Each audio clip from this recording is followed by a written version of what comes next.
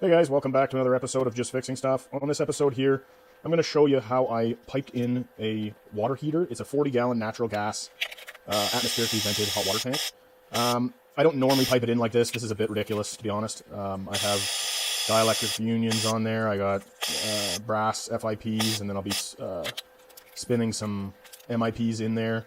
And then on top of it, I'll have some ProPress. The main reason I did this was just to show you an idea of the variety of ways that you can pipe in a hot water tank.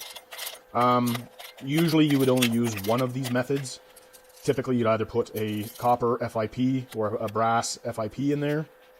But again, you'd have to be careful with that because then the tops of the tanks are made of steel. And when you have steel up against brass or copper, you start to get what's called electrolysis. Basically, you just start getting a whole bunch of rust and corrosion inside your pipes. A lot of people will do this anyway because it takes a while for the electrolysis to take effect.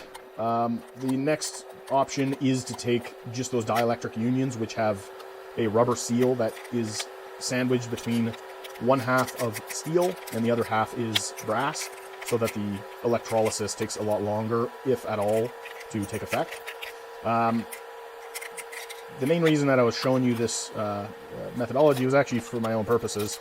I just got a new manual ProPress tool, and I just wanted to try it out. I wanted to show everybody how this thing works, see whether or not it's worth anything, and see if it saves me any kind of time on the job.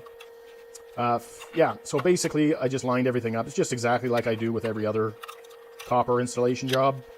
These ProPress fittings, I did the math on it. They're about 2.5 times more expensive than a standard copper fitting. The ball valves are actually not that much more expensive, which I was surprised at. They're probably about 40% more expensive, so that was nice. But yeah, they saved a considerable amount of time just as far as prep work goes.